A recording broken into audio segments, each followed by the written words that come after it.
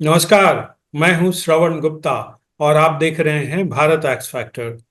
पिछले एपिसोड में हमने बात की थी गोपाल कांडा की और बीजेपी की। सिरसा सीट पर जो है बीजेपी ने अपना उम्मीदवार वापस कर लिया था, लेकिन उसके दूसरे दिन ही जो है 24 घंटे के अंदर गोपाल कांडा की ओर से कह दिया गया था कि भाई हमें बीजेपी का समर्थन नहीं चाहिए। तो अब बात कहाँ गई, इसके आगे अब क्या?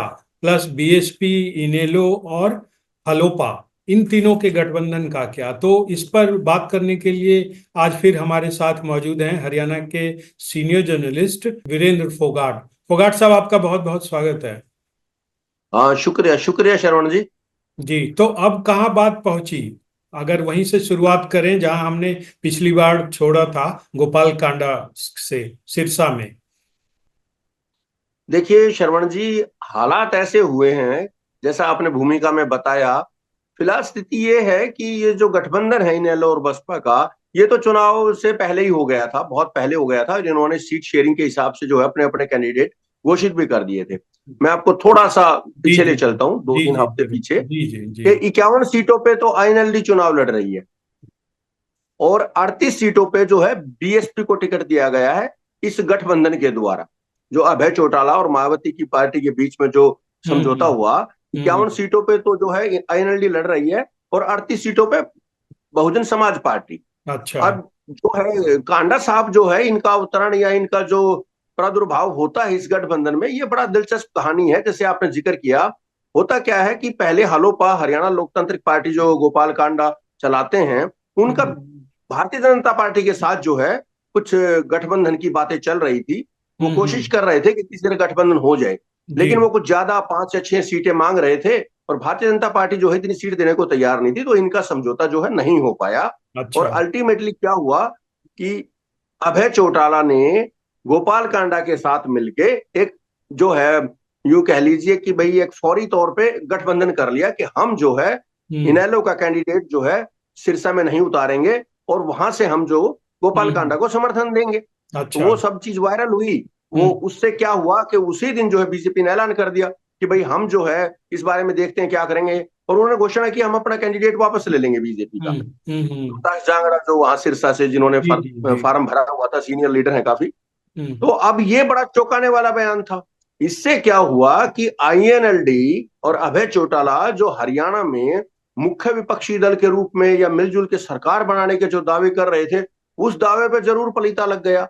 और अच्छा। पब्लिक में इस तरह का, हाँ बिल्कुल, पब्लिक में इस तरह का मैसेज गया कि भाई जब बीजेपी के साथ ही गठबंधन करना था, तो ये जो है जजपा ने जो किया था, वही स्थिति जो है वो आईएनएलडी के सामने खड़ी हो गई। क्योंकि हम्म गोपाल कांडा और बीजेपी का भी एक जो टेबल के नीचे जो गठबंधन हुआ, क्योंकि हम्म देखिए कैंडिडेट का नाम वापस लिया बीजेपी ने। बीजेपी एक राष्ट्रीय दल है, इतना बड़ा है, और हरियाणा में हम्म सरकार है उसकी 10 साल से। और हम्म। वो अगर इस तरह से सिरसा से अपना कैंडिडेट वापस ले लेता है, तो ये हम्म, बड़ी चौंकाने वाली खबर थी। बिल्कुल। तो इससे विपक्ष विपक्ष के लिए जो है, खासकर आईएनएलडी और बसपा, जो ये कहते थे कि भाई अब की बार, क्योंकि जजपा को तो एंटी इनकम्बेंसी का सामना करना पड़ रहा है, क्योंकि वो तो बीजेपी के खिलाफ 2019 में इलेक्शन लड़के जो है यहां तक हम्म 10 सीटें लेके आए थे। फिर वो हम्म बीजेपी के साथ चले गए और 4.5 साल तक जो है जो हम्म चर्चा है कि भी इन्होंने सरकारी अपने सुविधाओं का मजा लिया और एक सरकार में मंत्री तंत्री और लाल बत्ती हम्म की गाड़ी और सारा जो रोब रुआब होता है एक मंत्रियों के रूप में, वो उसमें खूब जो है।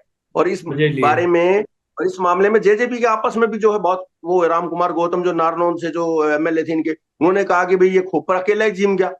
यानी कि इस आपस में ही भ्रष्टाचार के आरोप ऐसे लगे, तो हम्म जेजेपी की स्थिति बड़ी खराब हो गई। अब हम्म वो जो जेजेपी की जब स्थिति खराब हुई, और हम्म इस लोकसभा चुनाव में 2024 में अभी जो 4 जून को जिसका रिजल्ट आया था, हम्म उसमें जेजेपी की हालत ये हो गई, उनको नोटा से कम वोट मिला। हम्म बहुत ही कम वोट मिला उनको, 1% से भी नीचे आ गए वो, नोटा हम्म के करीब। तो हम्म उससे ये पता लग गया कि भाई जेजेपी के खिलाफ तो हरियाणा में जबरदस्त माहौल है। तो हम्म अब जो उनका दूसरा धड़ा है, यानी कि दुष्यंत जी के जो चाचा जी हैं अभय चौटाला जी, उनको लगा कि अब जेजेपी का वोट शेयर, जो अल्टीमेटली तो चौधरी देवीलाल और चौधरी ओम प्रकाश चौटाला के परिवार से निकले हुए दोनों दल हैं ये, जेजेपी, तो इन लोगों को लगा कि ये हमारे साथ लोग वापस आ सकते हैं अच्छा अच्छा। जेजेपी की। हाँ हाँ, समझ तो गया। उन्होंने ये बसपा के साथ एक दलित फैक्टर, और मायावती के साथ पहले भी ये लोग गठबंधन कर चुके हैं। तो उनको हम्म लगा कि जाट कम्युनिटी के लोग जिसको रिप्रेजेंट ये जो करते हैं, या जिसकी राजनीति जो है चौधरी हम्म देवीलाल ओम प्रकाश चौटाला परिवार और अब है और अजय ये लोग करते हैं, तो वो वापस आ जाएगा। हम्म। लेकिन लोकसभा चुनाव में ऐसा हुआ नहीं। दलित और जाट लगभग जो है वो काफी मात्रा में कांग्रेस के साथ चले गए। अच्छा। अब क्या है, हाँ बिल्कुल, और ये जो गठबंधन है हलोपा के साथ जो हुआ, इससे जो है आईएनएलडी के लिए बड़ी स्थिति जो है वो जवाबदेही जो है बड़ी मुश्किल हो गई है। क्योंकि हम्म। एक तरफ देखिए, गोपाल कांडा का जो सिरसा में मकान है, आप देखेंगे आज भी वहां भारतीय जनता पार्टी का झंडा लगा हुआ ऊपर उसके। ये अच्छा। कल तक के वीडियो और इस तरह के हम्म फोटो हम्म वायरल हो रखे हैं कि भी हम्म आज भी उनकी कोठी पे जो है बीजेपी का झंडा लगा हुआ है। और हम्म अपने मुंह से उन्होंने 4-5 दिन पहले कहा भी था कि हम्म हम तो सब लोग मिलकर जो है भारतीय जनता पार्टी की सरकार बनवाएंगे तीसरी बार। तो हम्म इससे सबसे बुरी स्थिति जो है वो आईएनएलडी के सामने खड़ी हो गई हम्म कि अब वो क्या करेंगे। क्योंकि हलोपा के जो कांडा जी हैं उन्होंने तो बीजेपी का समर्थन का ऐलान कर दिया था, और लेकिन वो अगले दिन इस बात से पलट गए तो अब कि क्या हो हुआ, सकता अब कहाँ है खड़े हैं सब? है। अब स्थिति ये है, देखिए आईएनएलडी के सामने बड़ी समस्या हो गई है कि अब वो किस मुंह से जो है जाके अपने समर्थकों को मनाएंगे कि भाई, या कहेंगे, विश्वास दिला पाएंगे कि हम बीजेपी के खिलाफ जो है एंटी इनकम्बेंसी का वोट हमें मिलना चाहिए और हम सरकार बनाने जा रहे हैं। दावा कर रहे थे आईएनएलडी का बेचौटाला जी कि अब हम तो सरकार बनाएंगे, कुछ भारी हम्म दल हमें समर्थन दें वो बाद की बात है, लेकिन हम सरकार बनाएंगे। अब हम्म लेकिन ये सरकार बनाने का उनका दावा जो हवा हवाई हो गया है, हम्म। और इसका फायदा जो है स्वाभाविक रूप से इसमें कांग्रेस को जायज सी मिलने जा बात रहा है। है, बिल्कुल बीजेपी बिल्कुल। के लिए स्थिति भी बड़ी खराब हो गई है हम्म कि भाई गोपाल कांडा ने जिस तरह से अगले दिन मना कर दिया कि भाई मैं हम्म तो जो है बीजेपी से समर्थन मैंने मांगा ही नहीं था, हम्म एक किस्म से एक करारा तमाचा वाली बात अगर थोड़ा सा सख्त शब्दों का प्रयोग करें तो हम्म वो स्थिति बन गई। हम्म तो अब जो है आईएनएलडी के सामने, बीजेपी के सामने और हलोपा के सामने ये सारा जो शिराजा ऐसा बिखरा कि पब्लिक के सामने अब खुल गया है। और पब्लिक अब ये सोचेगी, हरियाणा का वोटर ये सोचेगा कि भाई अगर हमें किसकी सरकार बनानी है या किसकी हटानी है। देखिए हम्म श्रवण जी, एक और बात कहते हैं कि हरियाणा का वोटर जो है, हम्म लगातार आप इतिहास देखिए हरियाणा के चुनावों का, 1952 से जब वो पंजाब के साथ था और 66 में हरियाणा अलग बना, उसके बाद हरियाणा के वोटर्स जो है ज्यादातर हम्म सरकारों को उखाड़ने के लिए वोटिंग करने के लिए जाना जाता है। वो हम्म जो है इलाज बांधने के लिए कि भाई हम्म हम इस पार्टी का इलाज बांध देंगे। हम्म उन्होंने सबका इलाज बांधा है। हम्म 1987 में चौधरी देवीलाल जी ने जो राजीव लोंगोवाल समझौते का विरोध करके हरियाणा में जो एक न्याय युद्ध चलाया और एसवाईएल को लेके, और राजीव लोंगोवाल, उसके बाद देखिए 87 में जो चुनाव हुआ उसमें 60 सीटें जो है वो लोकदल को आई और 16 सीटें जो है भारतीय जनता पार्टी, हम्म 87। तो हम्म और कांग्रेस के पास तो 5 सीटें रह गई थी 90 में से।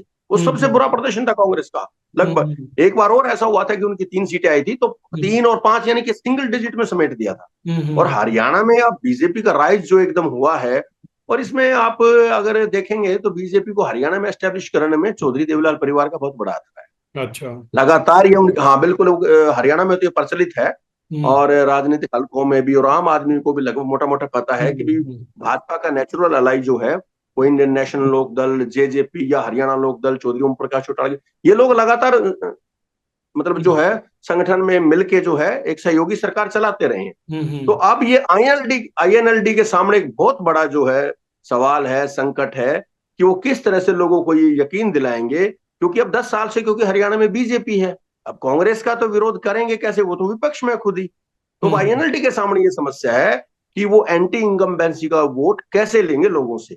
ये कांडा कांड होने के बाद इनेलो के लिए सामने बड़ी एक समस्या खड़ी हो गई।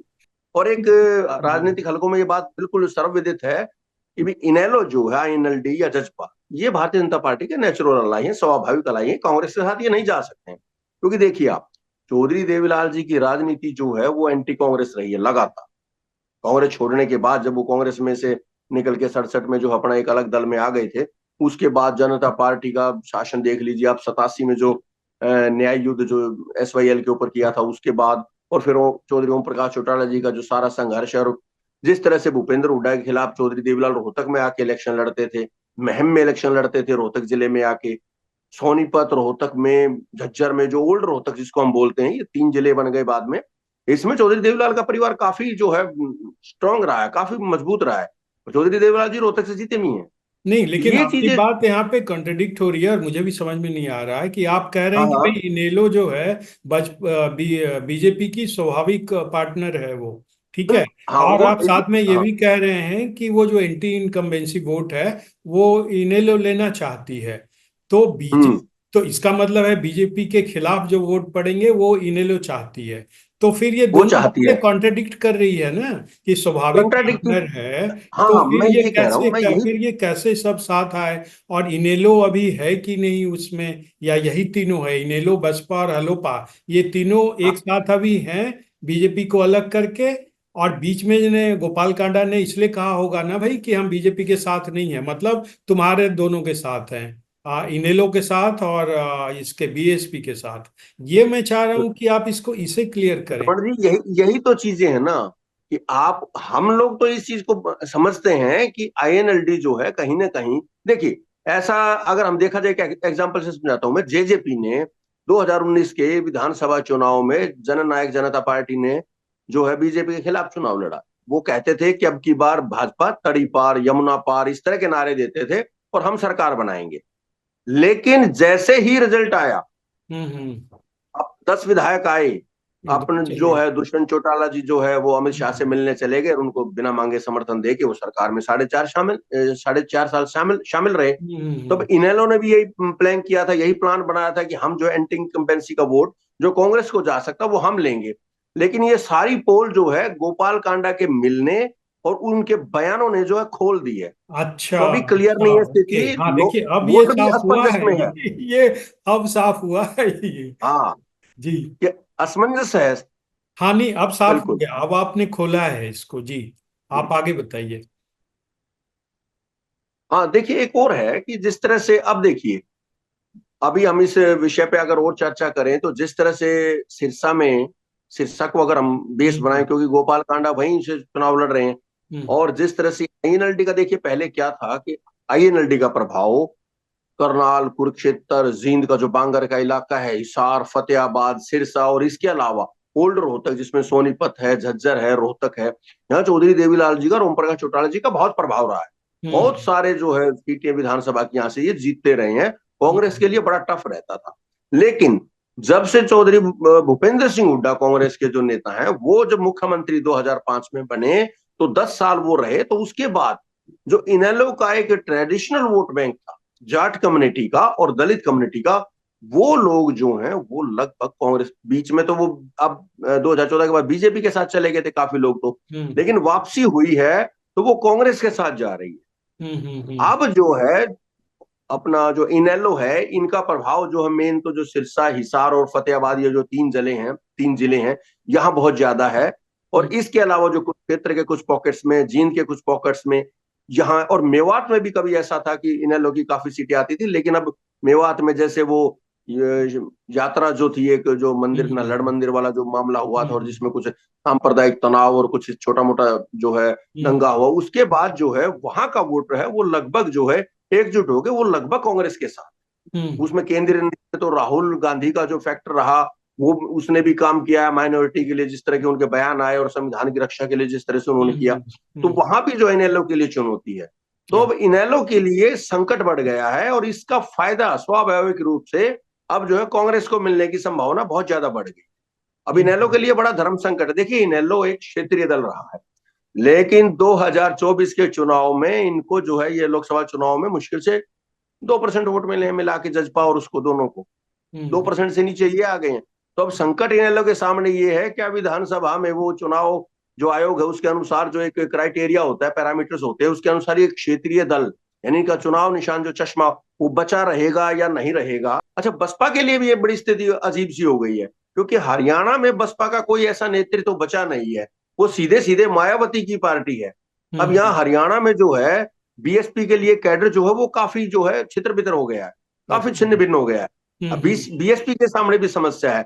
और एक और देखिए, जैसे मायावती का रोल जैसे उत्तर प्रदेश के चुनाव में रहा, या पिछले 10 सालों से जब से नरेंद्र मोदी जी की सरकार बनी है, उसके हम्म बाद मायावती का जो राजनीति है वो बड़ी संदिग्ध हो गई है। हम्म और इसके जो खुद का वोट बैंक था, हम्म जिस दलित वर्ग के आधार पे या समर्थन से मायावती ने जो है अपना कैरियर खड़ा किया, वो मुख्यमंत्री बनी, 2 बार लोकसभा में भी पहुंची, हम्म 2 बार मुख्यमंत्री रहा, एक पार्टी के रूप में उन्होंने जो है स्थापना की, मान्यता प्राप्त। लेकिन अब मायावती जी के भी सामने बहुत समस्या है, और जिस तरह से उत्तर प्रदेश में उनका रोल रहा है, उससे हम्म भी थोड़ा सा लोगों को ये लगा था कि बीएसपी जो है वो कहीं ऐसा ना हो कि बीजेपी को फायदा पहुंचाने के लिए इनेलो के साथ आई है, कि जो भी दलित वोट, जो उनका एक हम्म खास जो कट्टर हम्म समर्थक वर्ग है, जो बीएसपी को हम्म पहले जैसे हरियाणा में 2019 से पहले बसपा को 4 से 5% तक वोट मिलता रहा है।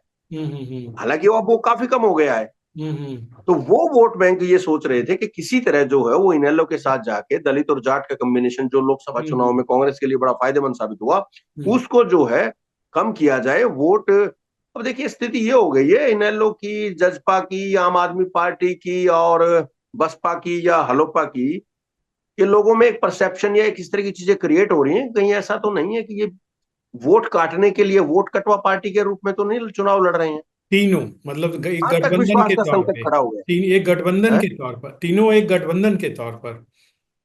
हाँ, वही है ना कि लोग ये सोच रहे हैं कभी ऐसा तो नहीं है कि कहीं ये बीजेपी और कांग्रेस के वर्सेस जो सीधा सीधा मुकाबला, देखिए 70 से ज्यादा सीटों पे लगभग सीधा मुकाबला है। उसमें कुछ हम्म। बागी जरूर हैं 15 सीटों पे, हम्म। 15 लगा लीजिए, 16 कहीं जो है हम्म। अपने अपने जो है तरीके हैं हम्म। उनके। हर मीडिया एनालिस्ट या पॉलिटिकल एनालिस्ट अपने हम्म। हिसाब से उसको जो है काउंट करता है। लेकिन हम्म। अब की बार बागी उम्मीदवार दोनों तरफ से जो है वो कांग्रेस को भी और बीजेपी को नुकसान पहुंचा रहे हैं। और हम्म। अब ये गठबंधन जो है, इसके हम्म। बारे में तो शर्मा जी क्लियर हो गया है कि जिस तरह से ये घटनाक्रम हुआ है सिरसा वाला, कि हम्म। भाई ये कहीं ना कहीं प्रो बीजेपी, बीएसपी इनेलो और हलोपा, ये प्रो बीजेपी जो है गठबंधन है, और क्लियर भी हो गया था। लेकिन इनेलो को क्योंकि इससे तकलीफ हुई, तो उन्होंने ये जो है हलोपा के बयान से जो है पल्ला झाड़ लिया। अब हम्म। इनेलो अपने लोगों को कैसे विश्वस्त कर पाएगी, आश्वस्त कर पाएगी कि भाई हम जो है सरकार बनाने जा रहे हैं, हमारे समर्थन से जो कोई भी सरकार बनेगी, ये हम्म। बड़ा जो है 1 लाख टके का सवाल खड़ा हो गया इनेलो और बसपा के सामने। तो इसका फायदा तो कांडा ने, कांग्रेस को होगा फिर। ये वही बात मैंने कही कि इसका फायदा ऊहापोह की स्थिति में जब वोटर को ये लगेगा कि मुझे सरकार बदलनी है या कौन सी सरकार चाहिए, तो वो एक फ्लोटिंग वोटर होता है ना जो आखिरी दिनों में तय करता है कि भाई किसकी सरकार बन रही है। तो हम्म। उस हिसाब से देखा जाए तो इसको, कांग्रेस को इसका बेनिफिट होने जा रहा है। और बीजेपी को तो देखिए वो एंटी इनकम्बेंसी का शिकार है, हम्म। उसे तो ये खामियाजा भुगतना ही है। लेकिन उस खामियाजा भुगतने में जितनी वो सीटें गवाएगी या वोट परसेंटेज जो गवाएगी, उसका फायदा जहां इनेलो को और बसपा को मिलने की उम्मीद थी, हम्म। इस कारण ने उस पे जो है एक फिलहाल ब्रेक लगा दिया, रोक लगा दिया। अब आगे आने वाले दिनों में हम देखते हैं किस तरह से इनेलो रिएक्ट करती है, कुछ है इस तरह का बयान आता है, कांडा जी क्या कहते हैं और बसपा की तरफ से क्या बयान आता है। एक एक बार इनकी रैलियां शुरू होंगी मायावती जी की और हम्म। इनेलो की बड़ी हम्म। बड़ी, उससे भी एक चीजें वहां भी मैसेज से फर्क पड़ेगा कि वो वहां जो है किस तरह का जो है टारगेट लेके चलते हैं, बीजेपी को अटैक करेंगे या कांग्रेस को अटैक करेंगे। ये भी अच्छा, एक जो है। पब्लिक का क्या परसेप्शन है सिरसा या उसके आसपास के इलाके में, कि भाई अगर कांडा ने ये बात कह दी कि हमें समर्थन नहीं चाहिए, तो पहले उसने उन्होंने क्यों जो है सपोर्ट किया था, और फिर बीच में खोल क्या दिया। एक जनता के बीच क्या मतलब कि एक परसेप्शन है इस पूरे घटनाक्रम को, तीनों पार्टियों को देखिए, मिलाकर, खासकर हाँ, कांडा के इस बयान को अगर केंद्र में रखें तो। देखिए केंद्र में अगर इस कांडा के बयान को रखें हम, तो बीएसपी के लिए तो ज्यादा कुछ इसमें पाने को और खोने को है नहीं। ना तो उनकी कोई सीट है एमएलए की, ना कहीं उनके कैंडिडेट इस स्थिति में है कि वो कहीं दूसरे या पहले नंबर की लड़ाई में हो। बहुत ठीक। ही कम सीटें ऐसी हैं जहां थोड़ी बहुत उपस्थिति जो है बीएसपी की है। तो उनके लिए खोने के लिए और पाने के लिए कुछ ज्यादा सवाल बचा नहीं और है। जहां या कोई इनेलो ऐसा, मजबूत है। हाँ जहां इनेलो मजबूत है, जैसे मैंने बताया हिसार है, सिरसा है, फतेहाबाद है, या कुछ कुरुक्षेत्र का इलाका है, या हम्म। मेवात में जिस तरह का होता था, वह मेवात में तो खराब चीजें थोड़ा बदल गई हैं। हम्म। और इसके अलावा जो है ये क्या बोलते हैं अपना जींद का इलाका है, भिवानी का इलाका है। हम्म। यहाँ जो है इनेलो के लिए संकट ये है कि वो अपने वोटर्स को कैसे विश्वास दिला पाएगी कि हम जो है बीजेपी के खिलाफ इलेक्शन लड़ रहे हैं और हम सरकार बना रहे हैं। तो कांडा वाली जो बयान है उससे किस तरह से पल्ला झाड़ेगी। अंडर द टेबल और टेबल के ऊपर जो चीजें चल रही हैं, यानी कि नेपथ्य में और बिल्कुल मंच पे, उनमें एक विरोधाभास उत्पन्न हो गया है। और राजनीतिक पंडित और मीडिया के हल्के लोग भी इस चीज को समझ नहीं पा रहे हैं कि भाई ये हो क्या रहा है, कि किस तरह से बीजेपी ने सिरसा से कैंडिडेट वापस ले लिया और गोपाल कांडा को जो है एक किस्म से खुली छूट दे दी कि वो कांग्रेस के जो है गोकुल सेतिया उनके सामने अपना इलेक्शन लड़े। और हम्म। फिर कांडा का ये बयान कि भाई हम तो जो है सब मिलके जो बीजेपी की सरकार बनवाएंगे। फिर हम्म। इनेलो का इस चीज से पल्ला झाड़ लेना। तो हम्म। इनेलो के लिए अपने इलाके में भी, अब देखिए इनेलो की स्थिति यह है कि वो एक ही परिवार के 3 लोग चुनाव लड़ रहे हैं। एलनाबाद से खुद अभय चौटाला लड़ रहे हैं, फतेहाबाद से जो है उनकी पत्नी जो है सुनैना चौटाला लड़ रही हैं, और रानिया से जो उनके पुत्र अर्जुन चौटाला लड़ रहे हैं। एक हम्म। परिवार के, ये हम्म। पारिवारिक पार्टी होने का आरोप तो इनेलो पर रहा ही है लगातार, भाई चौधरी देवीलाल की पार्टी है ये। लेकिन हम्म। संकट ये हो गया है कि डिवीजन होने के बाद, जेजेपी के एक अलग पार्टी बन जाने के बाद इनेलो के सामने संकट जो खड़ा हुआ था उसको रिवाइव करने का मौका था। हम्म। लेकिन देखिए, हरियाणा में इनेलो की जो राजनीति रही है, या चौधरी देवीलाल और ओम प्रकाश चौटाला के परिवार की, वो किसानों में और खासकर जाट वर्ग की राजनीति में, उसके आधार पर ये लोग लगातार सत्ता में रहे हैं। लेकिन जिस तरह से घटनाक्रम हुए हैं, जो किसान आंदोलन जो चला है दिल्ली में, जो चला 378 दिन, वो काले कानूनों को लेके, उसके बाद, और फिर महिला पहलवानों का आंदोलन, उसमें भी जाट जाति के, मतलब जो है जाट हम्म जाति के विनेश हम्म फोगाट है, बजरंग पूनिया, साक्षी हम्म मलिक हैं, ये लोग जो है हम्म वो यौन शोषण के आरोप हम्म। ब्रजभूषण के खिलाफ जो है वो हाँ, इस दिल्ली पे में तो जो हो उन्होंने गई, मजमा चर्चा लगाया। बहुत हुई जी। हाँ, वो हो गया। नहीं, मैं ये बता रहा हूँ कि वो, और इसके अलावा अग्निवीर, हम्म। जो केंद्र की नहीं, योजना, लेकिन जो अग्निवीर हरियाणा का। में तो इसने अमित शाह ने कह दिया ना कि भाई हम्म, ये सारे अग्निवीर को मिलेगी नौकरी। कांग्रेस जो है वो झूठ बोल रही है, वो लोगों वो को वो बहका सही रही है, है। लेकिन देखिए, अल्टीमेटली मैं खैर, इस पे हम अभी श्रवण जी, इस नहीं क्वेश्चन नहीं, पे अभी हम मैं डिस्कस ये नहीं कह रहा था करेंगे कि जी। ये जो तीन मुद्दे हैं, इसकी हम्म वजह से इनेलो बीजेपी के सामने एक धर्म संकट खड़ा हो गया था। और गांव देहात में बहुत ऐसे इलाके हैं जहां बीजेपी के लोगों को घुसने नहीं दिया गया है। दुष्यंत चौटाला को कई गांवों में नहीं घुसने दिया गया है। किसानों ने उनसे सवाल पूछे हैं। हम्म अजय चौटाला ने एक बार बयान दिया था किसान आंदोलन के ऊपर कि भैया एक नई बीमारी आ गई। अब हम्म। किसानों की आप राजनीति करोगे, किसानों के आंदोलन को बीमारी बताओगे, तो जवाब देना पड़ेगा। सही बात। जजपा 2019 में जो है वहां बीजेपी खिलाफ चुनाव लड़ती है, फिर बीजेपी का सरकार बनाती है, तो अब दुष्यंत चौटाला को जवाब देना मुश्किल हो गया है। और हरियाणा किसान इस मामले में मुखर है। तो हम्म इनेलो की राजनीति के सामने बड़ा संकट है कि उनका क्षेत्रीय दल का जो एक मान्यता थी, वो भी बचेगी या नहीं बचेगी।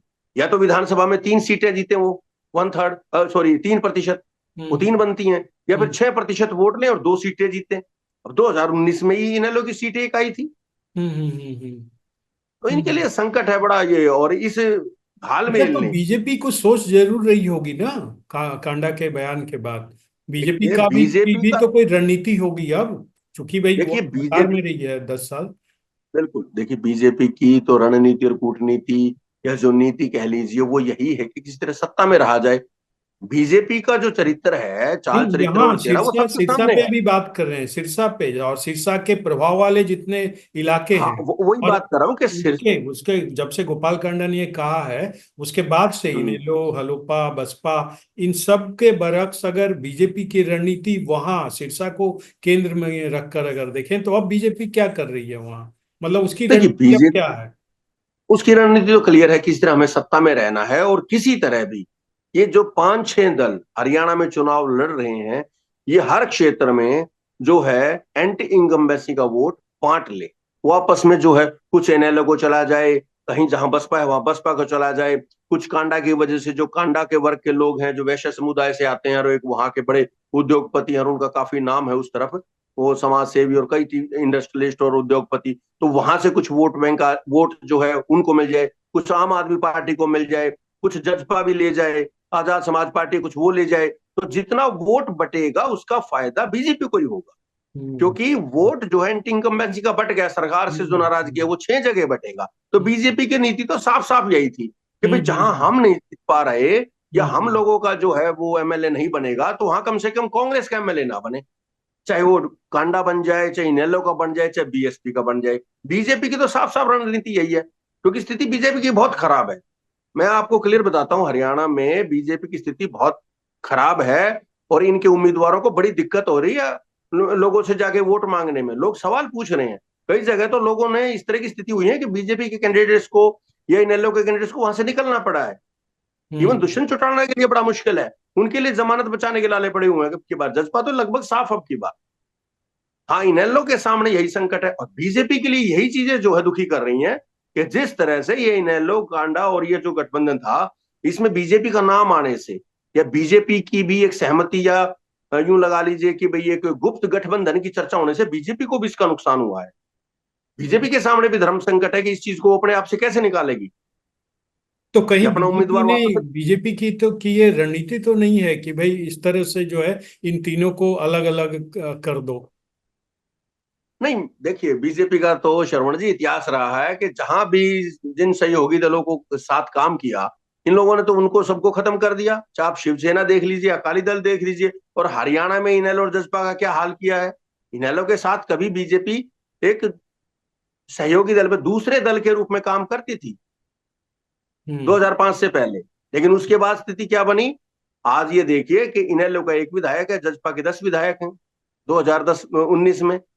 और वो उनके साथ जाके, और बीजेपी एक बड़े दल के रूप में 40 सीट लेके जो चुनाव जो है पिछली बार सरकार बनाई, और पिछली बार 46 सीट लेके सरकार बनाई थी हरियाणा में। नहीं, तो तो बीजेपी सिरसा तो पे अगर हरियाणा, केंद्रित रहें कि सिरसा में बीजेपी ने जो कैंडिडेट वापस लिए वो क्या एक सोची समझी रणनीति के तहत उसने ये ऐसा किया? ये तो क्लियर है कि सोची समझी रणनीति थी कि हम वहां से वापस लेंगे, क्योंकि कांडा का प्रभाव है वहां। उनको लगता था कि भाई कांडा अगर जीतेगा तो ये तो हमारे साथ ही जाएगा। ये तो क्लियर है, ये लोगों में मैसेज चला गया है। वो तो ठीक है, और इसका बाकियों का जो उनके साथ आए थे, जैसे इनेलो और इनेलो और बसपा, देखिए इसके जो छींटे हैं हम्म वो बीएसपी और इनेलो पे भी पड़े हैं। और वो जो बीजेपी ने जो कैंडिडेट वापस लिया है ना, हम्म वो आप देखिए वो ओबीसी ओबीसी समाज से आते हैं, रोहतास जांगड़ा। और बीजेपी की केंद्र की राजनीति और हरियाणा की राजनीति दोनों ओबीसी वर्ग के बहुत बड़े समर्थन से जो है, जिस तरह मोदी जी ने ओबीसी कार्ड खेला, और हरियाणा में जिस तरह नायब सैनी को एक चेहरा बना के लाया गया, पंजाबी वर्ग के जो एक मुख्यमंत्री थे मनोहर लाल खट्टर, उनको साइडलाइन किया गया, और कुरुक्षेत्र की रैली में जैसे उनको साइडलाइन किया गया, और ओबीसी चेहरा जो है सैनी साहब, जो नायब सिंह सैनी निवर्तमान मुख्यमंत्री हरियाणा के, उनको आगे किया गया। लेकिन आपने एक इस बात का भी बहुत जो है खतरनाक संदेश गया है कि भी आपने उसी ओबीसी समाज के रोहतास जांगड़ा जो सिरसा से चुनाव लड़ रहे थे, उनको आपने वापस ले लिया है। नहीं, और तो एक वो जो तो है, उसने एक राजनीति की तहत किया है ना, जैसा आप बता रहे थे हाँ कि तो वो जनी रणनीति यही तो है ना। लेकिन इसका उल्टा भी तो होगा ना। देखिए रणनीति जो है श्रवण जी, आप वरिष्ठ पत्रकार हैं, सब समझते हैं, ये दो धारी तलवार है। दो धारी तलवार का मतलब यही है यहाँ कि उन्होंने लिया तो ये था कि कांडा अगर जीत जाएगा तो हमारे साथ ही आएगा, जाएगी कहाँ। हम्म और लेकिन इसका खामियाजा कहीं ऐसा ना हो, और ये चीजें चल रही हैं कि रोहतास जांगड़ा जो ओपीसी समाज से आते थे वहां से, हम्म उनको टिकट काट के और गोपाल कांडा को तरजीह दी गई है, तो इसकी नाराजगी उस एरिया में पहुंची है। वो खुद भी रोहतास जांगड़ा, ठीक है, उन्होंने कहा भाई मैंने तो पार्टी का जो रूल था या पार्टी ने जो हम्म आदेश दिया मैंने नाम हम्म वापस ले लिया। हम्म लेकिन इसकी तकलीफ और पीड़ा है, अब वो कितने तन मन धन से जो है कांडा का समर्थन करेंगे। और इस बयान के बाद कि मैंने बीजेपी से समर्थन नहीं मांगा, ये गोपाल कांडा ने खुद कहा है, तो रोहतास जांगड़ा उनके समर्थक और पूरा आरएसएस और बीजेपी का जो वहां का जो हम्म लोग हैं, वोटर हैं, जो हम्म। बिल्कुल कट्टर समर्थक हैं, वो लोग कैसे जो है गोपाल कांडा को वोट देंगे? तो वो कहते हैं कि मैंने वोट मांगा नहीं। और हो सकता, आप एक कल्पना कीजिए कि मान लीजिए गोपाल कांडा वहां से चुनाव जीत जाते हैं, अच्छा, और वो एक बाद चीज में कहेंगे, बताइए कि ये गोपाल नहीं सर कांडा की ये पूरा कर लेता हूँ, जी ये जी। एक बात हाँ पूरा करता हूँ। ठीक अगर ठीक। मान लीजिए गोपाल कांडा चुनाव जीत जाते हैं, और वो ये कहें कि भाई ऐसा है कि मैंने तो अपनी वोटों से जीता, मैंने तो बीजेपी से समर्थन मांगा नहीं था, तो बीजेपी के लिए कहां मुंह छुपाने को जगह बचेगी? तो ये इसलिए मैंने कहा कि ये दो धारी तलवार है, ये फैसला कि आगे क्या बनती है स्थिति। गोपाल कांडा ने ये क्यों कहा होगा ये ऐसे कि भाई हमने बीजेपी का समर्थन मांगा नहीं, इसके पीछे क्या वो रणनीति है? इसके पीछे मुझे ऐसा लगता है अभय चौटाला का ही दबाव था। यार आप हमें बीजेपी के मतलब पक्ष में क्यों उनके पाले में ले जाकर खड़े कर दोगे, तो हमें बीजेपी का जो एंटी इनकम्बेंसी यानी कि नाराजगी का वोट हमें वो कैसे मिलेगा? उनको तो नुकसान हो जाएगा, कांडा को तो फायदा हो। तो कांडा ने हो सकता है उनके कहने से या दबाव में ये बयान दिया कि मैंने बीजेपी से समर्थन नहीं मांगा, ताकि जो है इनेलो वाले लोग अपना जो है एक साफ चेहरा लेके जाके वोट मांग सके, भाई सरकार को हटाओ हम सरकार बनाएंगे। तो ये वहां जी। अब बड़ा, हाँ बिल्कुल, स्थिति ऐसी खराब हो गई वाकई। आपका बहुत बहुत धन्यवाद। ठीक है, नमस्कार, धन्यवाद आप।